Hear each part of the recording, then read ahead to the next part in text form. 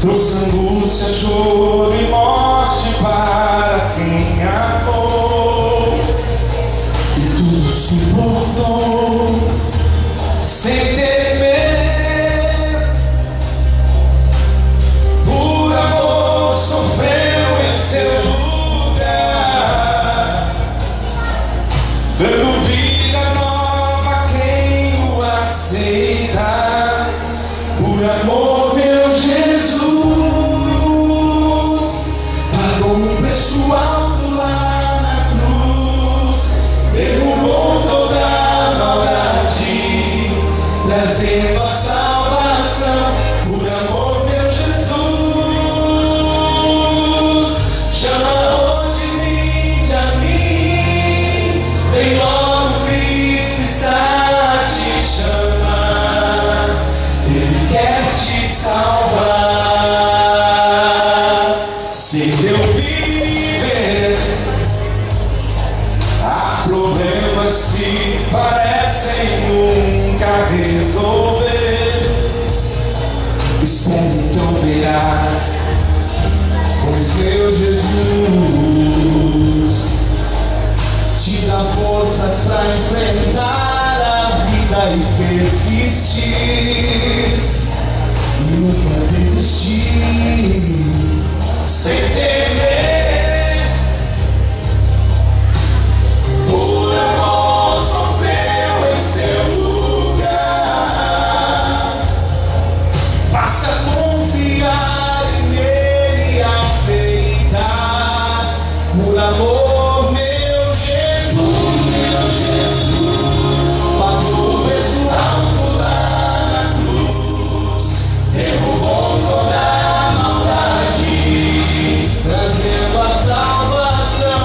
Por amor, meu Jesus, chama hoje, vinde a mim, vem logo, Cristo está a te chamar, Ele quer te salvar. Aceita Cristo agora em teu viver, esquece o que passou e tudo que restou, pois Cristo hoje chama, Ele sente amar.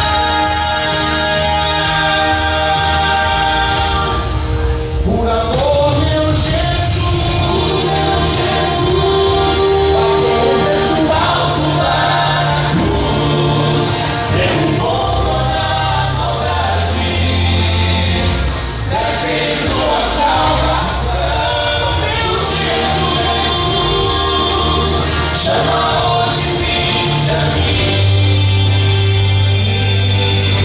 vem logo, Cristo está a te chamar, vem logo, Cristo está a te chamar. Ele quer te salvar, Ele quer te salvar, Ele quer te salvar,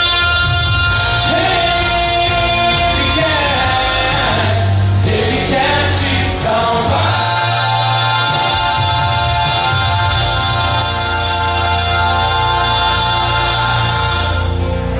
Amém.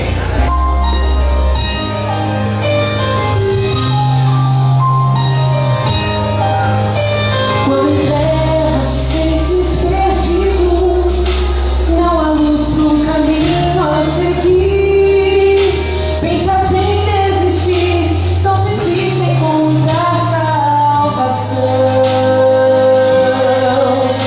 Quando ora sem ter esperança, e tão longe parece o perdão, mesmo sem interceder, sempre haverá salvação. Salvação, nova vida final, livre de todo mal. Ele prometeu salvação. Todo aquele que crê vai pra sempre viver. Só confia no Senhor, que prometeu salvação.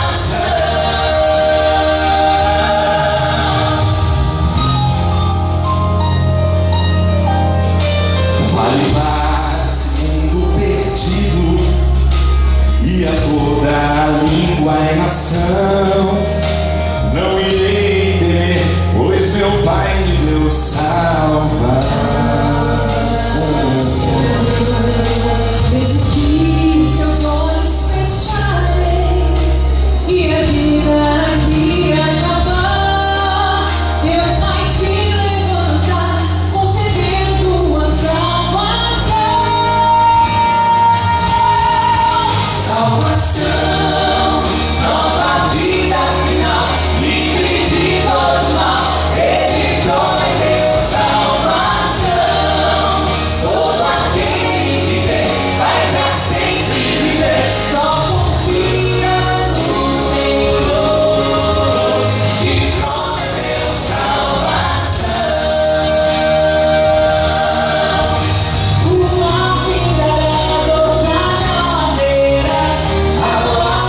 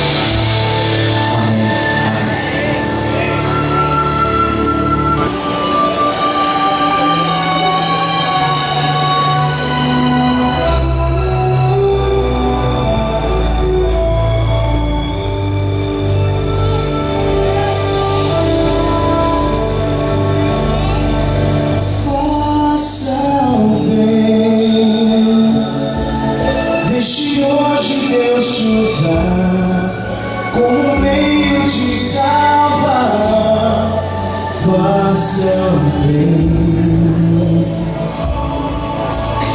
Andei na areia lá na praia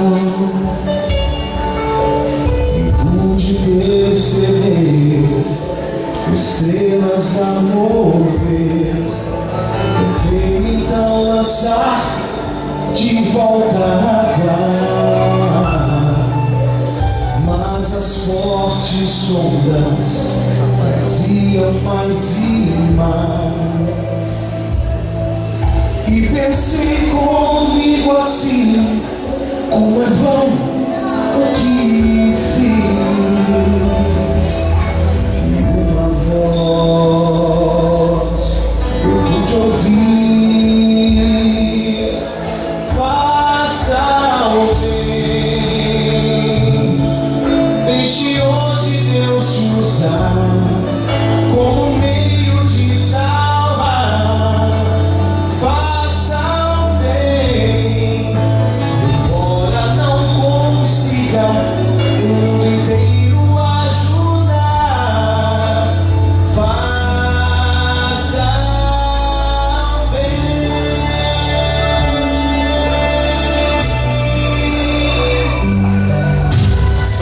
No certo dia pela rua, quando percebi alguém jogado ali no chão, me ajoelhei e perguntei seu nome. Ele me olhou e depois sorriu pra mim.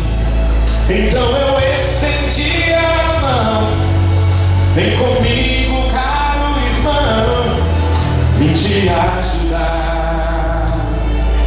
Dá-me tua mão, faça o bem, deixe hoje Deus te usar como meio de salvar. Faça o bem, embora não consiga o mundo inteiro ajudar.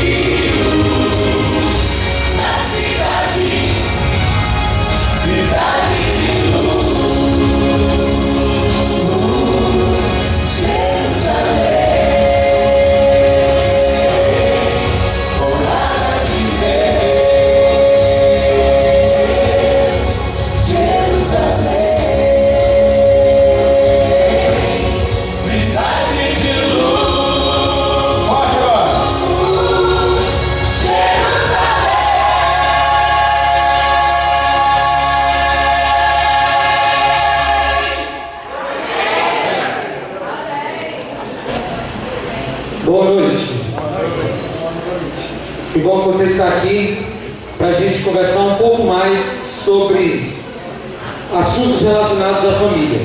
Espero que você tenha passado um sábado feliz.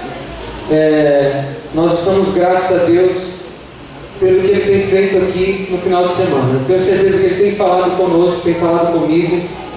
E hoje à noite eu quero tratar com vocês mais um assunto relacionado à família. O assunto que eu vou tratar hoje, ele diz respeito de maneira específica aos casais, mas todos aqueles que querem, que um dia pretendem formar um casal, aqueles que estão solteiros ainda, precisam escutar o que eu vou falar hoje à noite. E se você já é casado, então você precisa muito mais. Pode colocar o PowerPoint, por favor? O tema de hoje à noite é abaixo da superfície. Você já deve ter escutado a história do Titanic, já? Deixa eu voltar aqui. O Titanic foi ele se tornou muito famoso por causa da tragédia que aconteceu com ele. Depois fizeram vários filmes, mas o Titanic era o navio mais seguro da sua época. Quando ele foi construído, possivelmente, a gente não tem o registro fidedigno disso, mas possivelmente um dos seus construtores disse que nem Deus afundaria aquele navio. Mas em uma hora das suas viagens, na sua primeira viagem, viajando em águas geladas, ele encontrou um iceberg.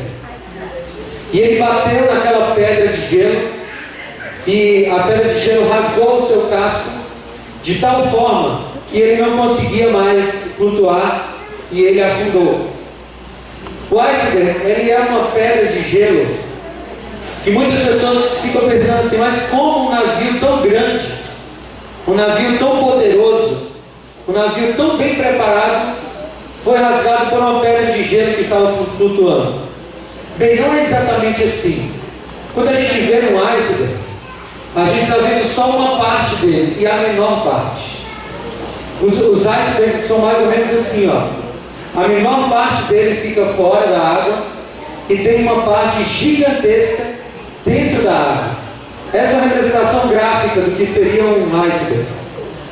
E a menor parte dele, se fosse só essa parte de cima, se fosse só uma pedra de gelo flutuando, não teria afundado o Titanic. O problema é que estava embaixo da água, abaixo da superfície. Algumas vezes, queridos, os problemas do nosso casamento não são o que nós pensamos que são. Eles não estão na superfície.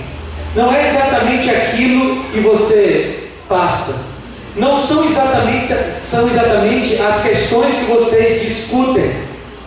Muitas vezes, na maioria das vezes, os problemas dos casamentos estão abaixo da superfície. E eu queria falar sobre isso com vocês, porque tem muitos casais, e a gente tem participado de encontros de casais, muitos casais que vão encontro um atrás do outro. E a primeira semana depois do encontro é uma maravilha. Primeira semana depois do encontro parece que casaram de novo, a lua de mel e tal. E depois de uma semana a lua de fel volta e o negócio desanda de novo. Vem o final de semana de família e você passa uma semana legal, cuidando bem da esposa, do marido, e depois de uma semana vem tudo de novo. Você não consegue entender por que as coisas não ficam permanentemente boas. E eu queria falar com você hoje à noite sobre isso.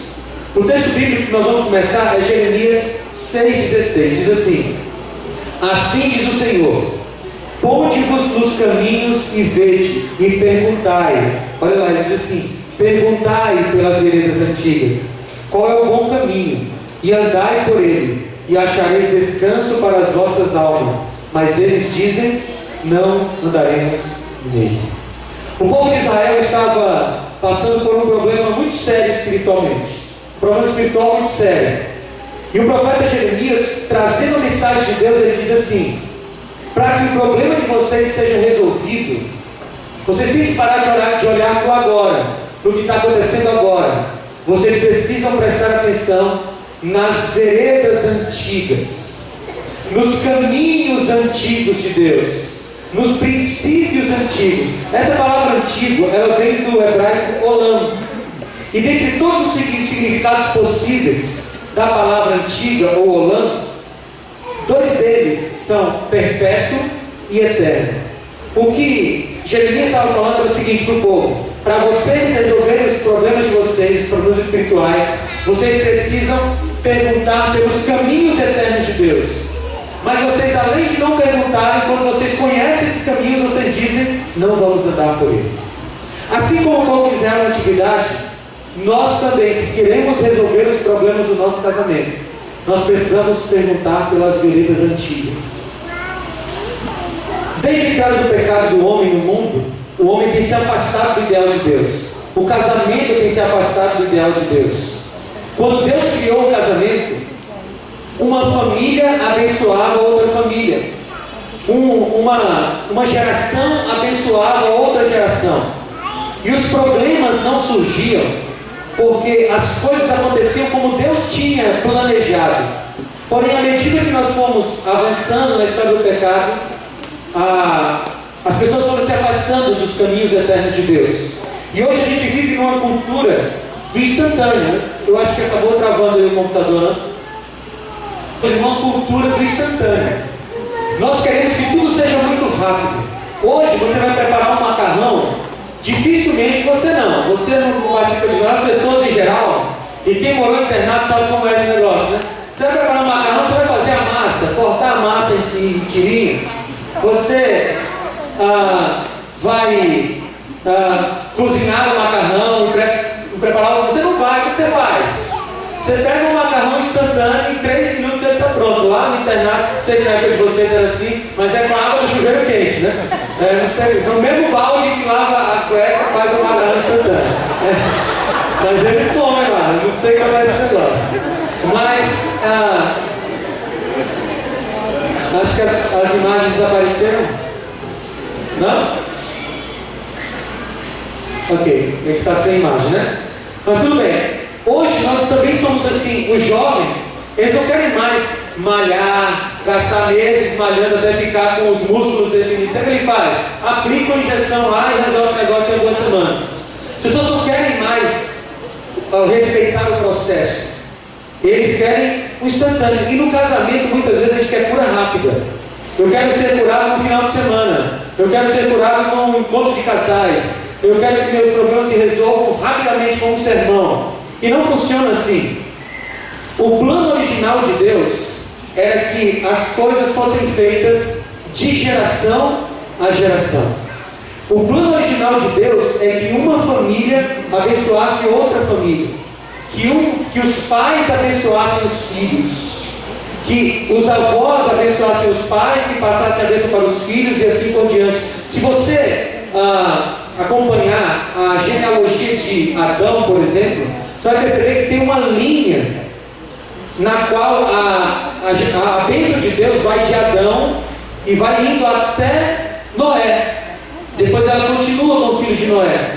Você vai perceber, se você ler a genealogia de Adão, que Deus só abençoa pessoalmente uma pessoa, Adão. Ele não abençoa os filhos de Adão, os netos de Adão. A bênção de Deus vai passando de uma geração para outra geração. E como é que os pais abençoam os filhos? Os pais abençoam os filhos de 2 formas: com identidade e destino.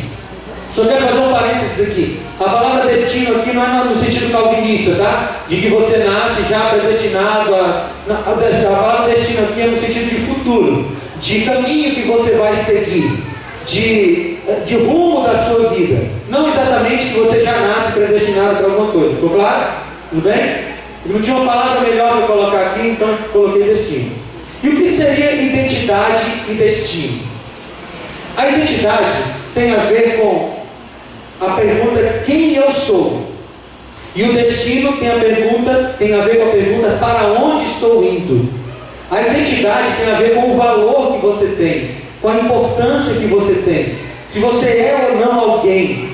E o destino tem a ver com o caminho que você vai seguir. Se vai ser um caminho feliz, um caminho triste, um caminho com problemas, um caminho sem problemas. Essas 2 coisas, guardem essa informação. Essas 2 coisas, a identidade que você vai ter E o seu destino, o seu rumo, o seu futuro tem a ver com o que os seus pais passaram para você. Os pais são responsáveis, eles são os transmissores divinos de identidade e destino. A identidade que você tem, o destino que você vai seguir, tem a ver com o que os seus pais fizeram com você na infância.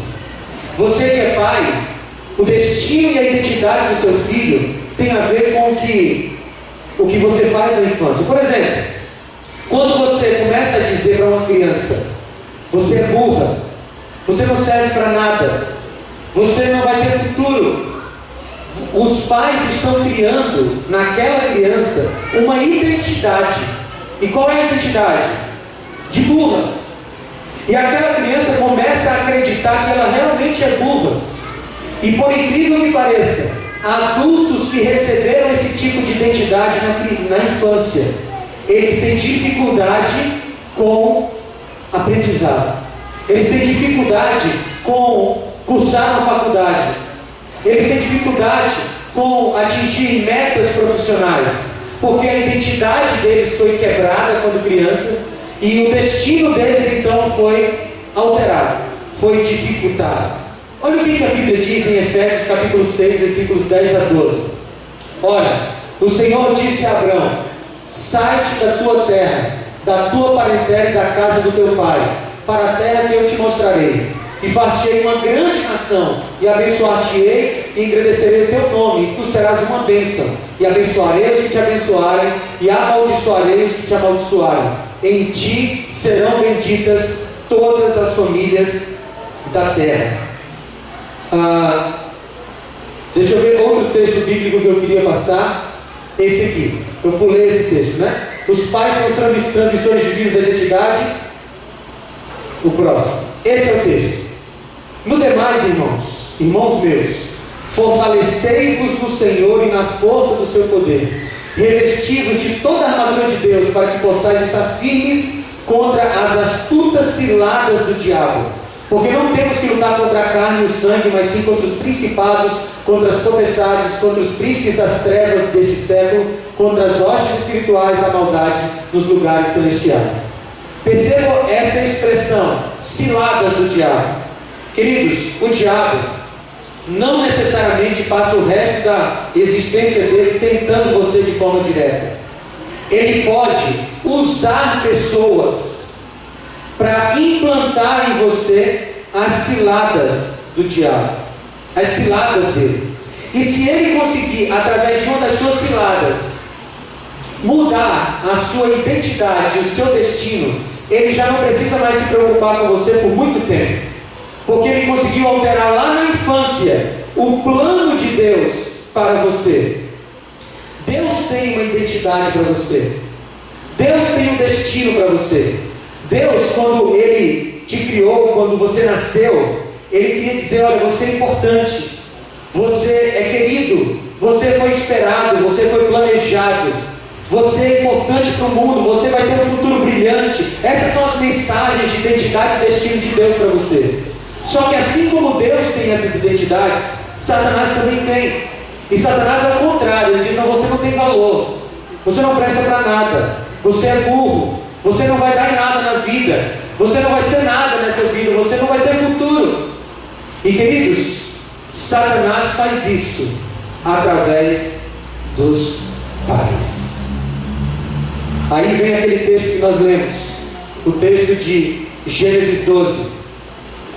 O plano de Deus era que uma família abençoasse outra, uma geração abençoasse outra. Ou seja, o plano de Deus, desde o início, era que os seus pais abençoassem você, e você abençoasse os seus filhos, e os seus filhos abençoassem os seus netos, e a bênção de Deus fosse passando de geração em geração. No hebraico, abençoar, o verbo abençoar é baruch. E uma dos significados dele é autorizar para prosperar.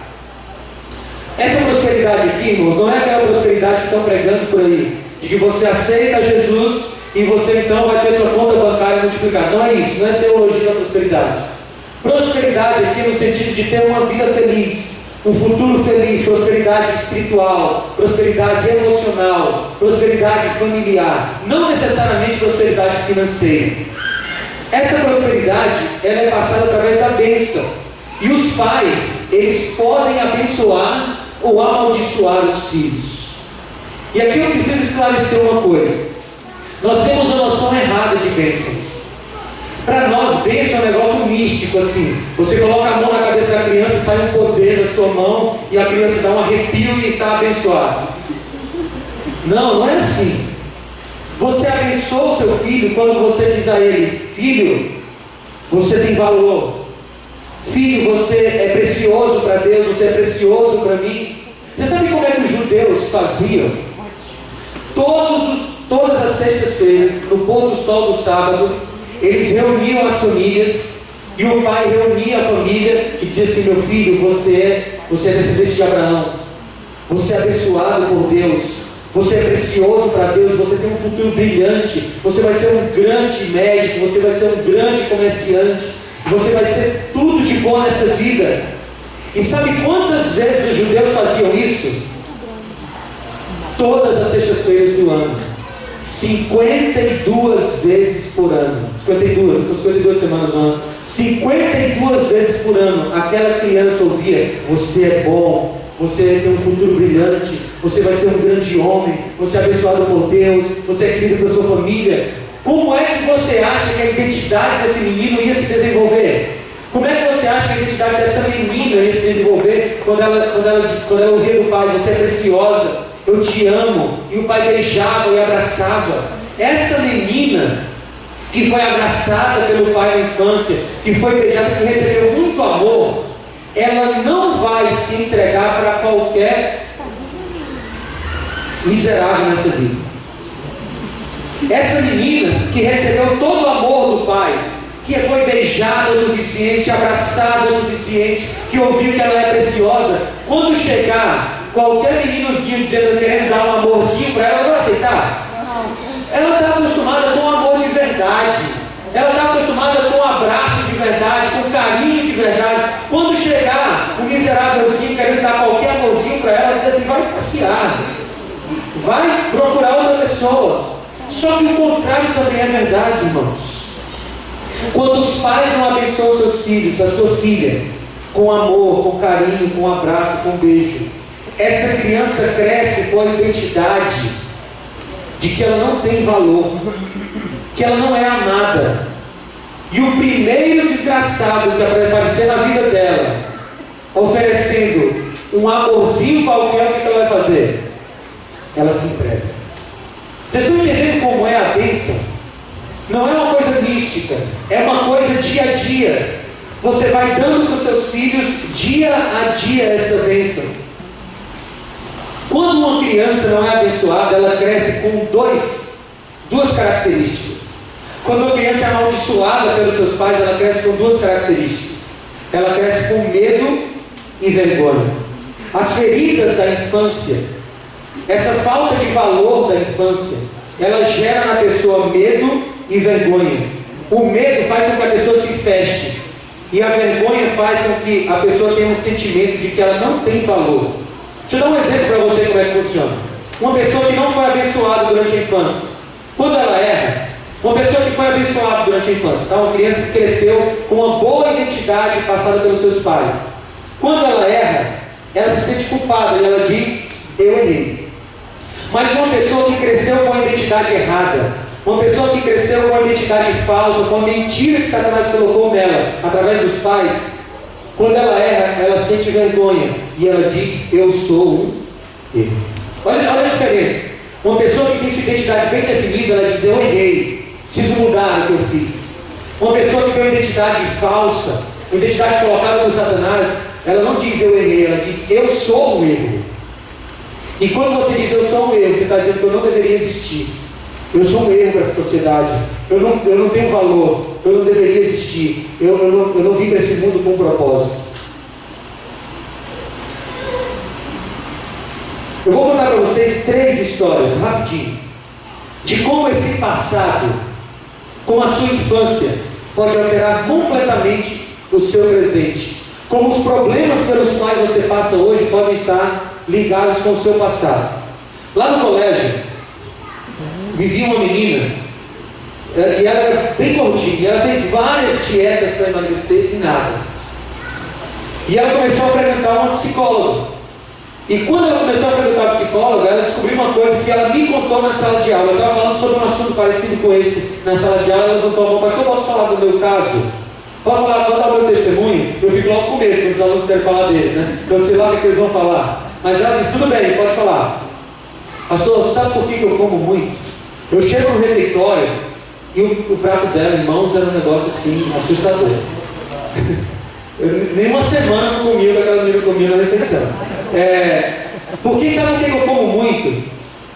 Eu sou adotada, ela começou a contar. E ela foi adotada por uma juíza federal, ela tinha uma vida muito boa financeiramente. Mas até os 6 anos de idade ela vivia numa casa, numa família muito humilde, pobre, abaixo da linha da miséria. E até os 6 anos de idade ela passou muita fome, muita. E ela descobriu nas suas conversas com a psicóloga que toda vez que ela estava com fome, ela tinha um desespero que ela não conseguia identificar, porque lá na sua infância ela tinha passado muita fome e ela não conseguia comer pouco, porque apesar de agora ela ter comido comida suficiente, uma casa confortável, ainda residia na mente dela aquela identidade: você não tem o que comer na próxima refeição, aproveita agora.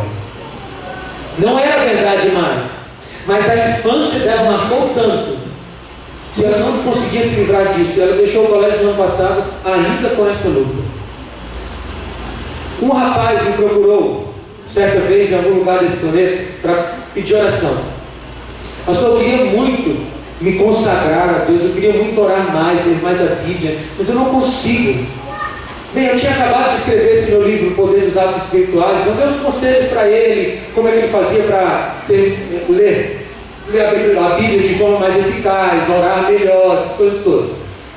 Beleza, ele saiu, a gente orou, ele saiu. Uma semana depois, ele voltou na minha sala: pastor, não deu certo. Mas como, você fez o que eu disse? Não, eu tentei, mas não deu certo. Tá, então tenta isso aqui agora e tal. Dei outros conselhos, mais uma semana e ele voltou. E eu já estava começando a ficar: Senhor, eu vou rasgar meus livros, não está dando certo. Cara, me conta, tem alguma coisa assim que... Tem, pastor, tem. O meu problema é pornografia. Eu não consigo deixar de ver pornografia na internet.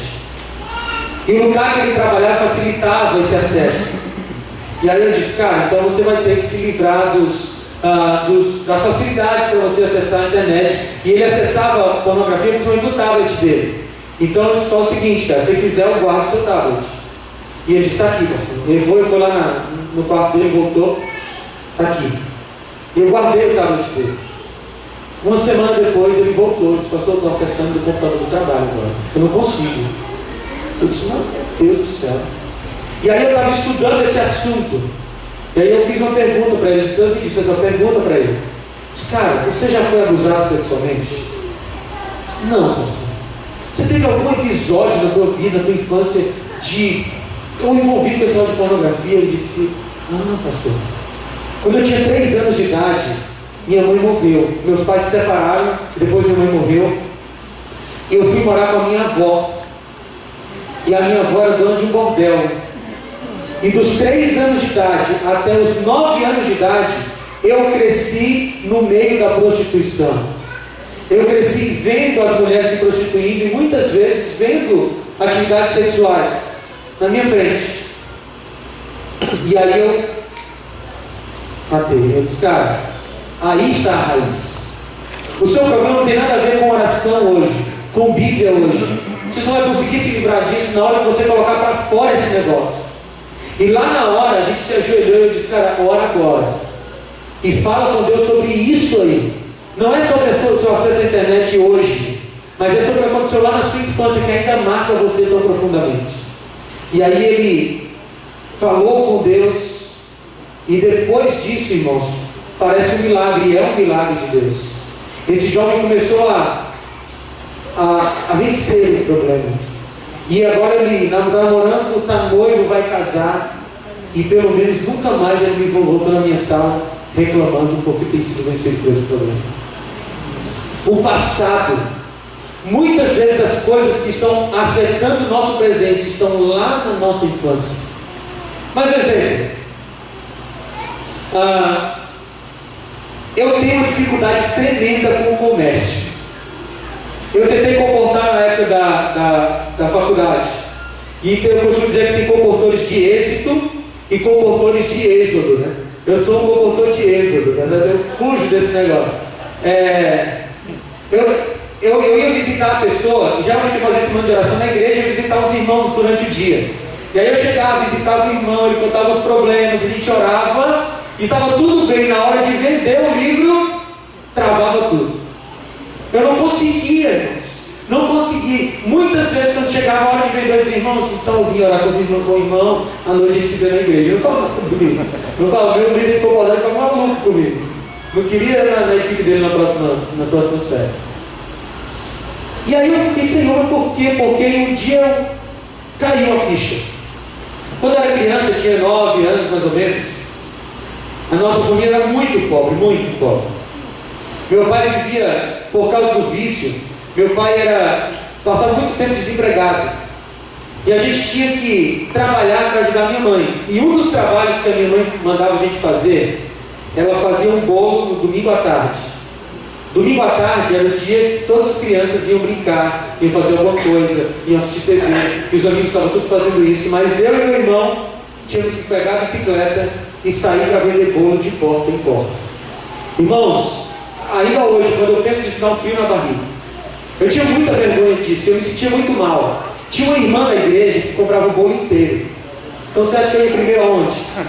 Eu ia lá. Mas o dia que ela disse assim, não, meu filho, eu já só quero um pedaço, eu disse, oh meu Deus. Porque aí eu tinha que ir de porta em porta, podia voltar para cá, tinha que ter dinheiro para comer durante a semana. Então, eu descobri, a minha trava com o comércio está aí. A raiz estava na infância. Graças a Deus, Deus me deu uma esposa que não tem essa trava. Ela é muito desenrolada com isso, né? E ela me ajuda com a venda dos livros. Mas está lá na infância. Aí você me pergunta assim, mas pastor, tudo bem, eu já entendi tudo isso, mas o que tudo isso tem a ver com casamento? Você disse que ia falar sobre casamento, sobre casais. O que tudo isso tem a ver com casamento? Você está falando de criança, de pai que abençoa o filho, de identidade, destino. O que essas coisas têm a ver com casamento? Você lembra desse texto? Gênesis 2, 24. Portanto deixará o homem o seu pai e a sua mãe, e se unirá à sua mulher, e serão ambos uma só carne. Antes de se unir à sua mulher, o que o homem tem que fazer? Deixar pai e mãe. Antes da mulher se unir ao seu marido, o que ela tem que fazer? Deixar pai e mãe. Sabe qual é o problema?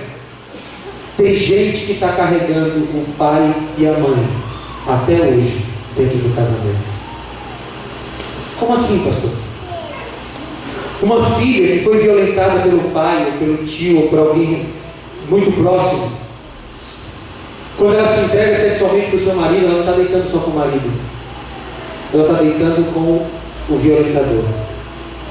Um amigo meu foi procurado por uma senhora, e ela disse assim, pastor, vou me separar do meu marido. E ele perguntou, mas irmão, seu marido é um bom marido? Sim, é um bom marido. Ele é um bom pai? Sim, ele é um bom pai.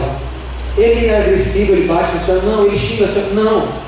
Mas pastor, eu não aguento mais. Toda vez que eu me entrego a ele, toda vez que a gente vai ter uma atividade sexual, eu não consigo, eu travo, eu não tenho prazer, eu choro, eu não quero, e ele está sofrendo com isso, eu não aguento mais, vamos separar. E nas conversas desse pastor, a esposa dele com a irmã lá, ele descobriu que essa moça, essa senhora, tinha sido violentada quando ela tinha 5 ou 6 anos de idade pelo próprio pai. E aí o pastor disse assim, irmão, o seu problema não é com o seu marido, o seu problema é com o seu pai. O seu pai continua com você no casamento. Você precisa acertar com o seu pai, não com o seu marido. Depois de algum tempo, o pastor reencontrou aquela mulher. E aí, irmã, vai se separar do marido? Não, pastor, de jeito nenhum. Eu fui lá no meu pai, falei tudo para ele e ofereci perdão. Joguei tudo para fora. e hoje eu sou feliz, não tenho mais aqueles problemas. Aquela mulher não tinha deixado o pai, e por isso ela não conseguia se unir com o seu marido. Uma filha que não recebeu carinho suficiente dos pais, ela se entrega fácil a qualquer um, e ela vai ter problemas com a sua sexualidade, porque ela não consegue se unir a um marido, porque ela não conseguiu deixar o pai. Uma filha que viu o sofrimento da sua mãe por causa da traição do seu pai, ela vai viver na defensiva com o seu marido. Ela não consegue se abrir, ela não consegue se entregar, porque ela viu sua mãe sofrendo por causa da traição do seu pai. E quando ela olha para o seu marido, ela não vê o seu marido, ela vê aquele homem que fez a mãe dela sofrer. E como ela não consegue deixar o seu pai, ela não consegue se unir ao seu marido. Você está entendendo como é esse processo? Um filho que não foi aceito e valorizado pelo pai, ele vai viver buscando aprovação, ele vai viver buscando conquistas novas, e essas conquistas novas envolvem novas mulheres. Um homem que não teve a aprovação do pai, ele não foi elogiado, ele não teve a sua identidade bem formada na infância. Ele acha que conquistando novas mulheres todo o tempo é que ele vai conseguir a aprovação da sociedade. Então ele não consegue se unir à sua mulher, porque ele não deixou o seu pai e a sua mãe. É preciso deixar pai. Se alguém não consegue deixar pai e mãe, não conseguirá se unir ao seu cônjuge. Sabe o que acontece quando você foi ferido na infância? Você levanta um muro emocional. Porque como você foi ferido na infância, como você não foi aceito na infância, como você não foi abusado na infância, como você foi desprezado na infância, então você levanta um muro para que novos desprezos, novas coisas ruins não acessem o seu coração. O problema é que esse muro, ele é burro. E além de filtrar as coisas ruins, ele também filtra as coisas boas. E esse muro, além de evitar que o seu marido te magoe, ele também evita que o amor do teu marido atinja o teu coração. Além de evitar que a tua esposa te magoe, ele também evita que o amor da tua esposa atinja o teu coração. Esse muro, ele acaba evitando que você se entregue completamente para o seu cônjuge. Ele acaba evitando que você se entregue completamente para a pessoa com quem você casou. E aí, queridos, o casamento vive como duas pulgas, sem um cachorro para sugar o sangue. Como você não teve a sua identidade formada, você vive buscando aprovação, e você quer que o outro dê para você tudo aquilo que você não recebeu do seu pai e da sua mãe. Só que o marido dessa relação, ele também tem a sua identidade mal formada da infância, e ele também quer que a esposa dê para ele tudo que a mãe não deu. Então um vive como sugando do outro, mas um não pode fazer isso pelo outro. E aí os problemas começam. O seu problema, o que você vive hoje, talvez está atormentando o seu casamento, você não se entende com o seu marido, possivelmente não tem nada a ver com o seu marido. Possivelmente ele está abaixo da superfície. Possivelmente não tem nada a ver com a pessoa que está do seu lado. Tem a ver com o que aconteceu na sua infância. Talvez um trauma, talvez uma rejeição, talvez uma família desestruturada. Quem sabe você viu seus pais brigarem, se agredirem. Talvez você não recebeu o carinho que deveria receber, o amor que deveria receber. E agora o seu casamento está sendo desestruturado, porque você não consegue deixar pai e mãe. Por isso, nessa noite, eu tenho um desafio para você. E o primeiro desafio é a gente orar, para que Deus revele a você onde está a raiz do mal. Para que o teu casamento seja feliz de verdade, porque Deus não criou o casamento para ser mais ou menos. Deus não criou o casamento para que você vivesse um dia bem e 10 mal. Ele criou o casamento para ser feliz. E quem sabe agora você está pensando naquele episódio lá da sua infância. Ou talvez você não conseguiu identificar ainda que episódio foi esse. Então agora eu quero fazer uma oração antes do trio cantar. Eu quero fazer uma oração. E nós vamos pedir a Deus que Ele revele a você onde está a raiz do problema pelo qual vocês passam hoje. Eu quero que você feche os seus olhos, porque depois disso eu tenho mais um verso da Bíblia para ler com você. Feche os olhos e vamos orar.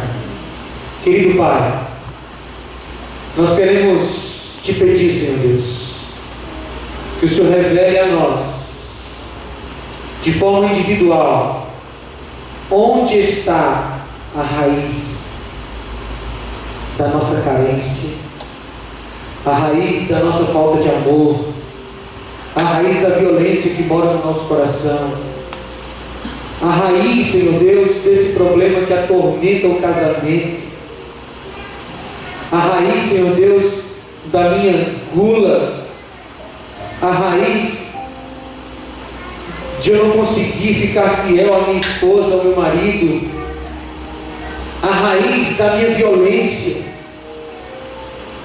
Senhor, nós queremos voltar às veredas antigas.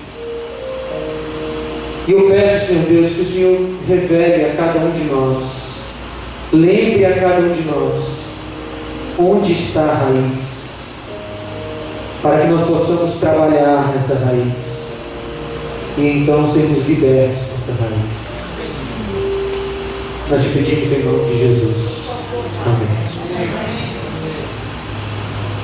Quando Deus te ajudar a lembrar, então tem uma outra coisa que você precisa fazer. Tiago, capítulo 5, verso 16, diz assim: portanto, confessem os seus pecados uns aos outros e orem uns pelos outros para serem curados. O problema do seu casamento, você identificou hoje, é o seu pai. Então é com ele que você tem que resolver. Você tem que ir lá, dizer: pai, é assim, assim, assim. E hoje eu vim aqui perdoar o Senhor. Tio, o Senhor fez isso comigo na minha infância. E eu não quero mais carregar isso. Eu quero deixar pai e mãe para me unir à minha esposa, ao meu marido. Eu vim aqui te dar perdão. Você coloca para fora. Queridos, não é seu marido ou sua esposa que vai dizer qual é a sua identidade. É Deus. Então você precisa colocar para fora essas coisas. E aí sim, o seu casamento vai conseguir ser feliz. Você tem que deixar as coisas da infância e caminhar só você e seu marido, só você e sua esposa. Eu quero chamar agora quem vai cantar. E enquanto você ouve a música, você conversa com Deus, fala com Ele sobre aquilo que Ele te falou nessa noite. Talvez eu mexi com algumas coisas em você que estavam tão escondidas, que você não queria mexer. Mas Deus mexeu para que você tenha a possibilidade de ser feliz. Fala com Ele enquanto você ouve a música.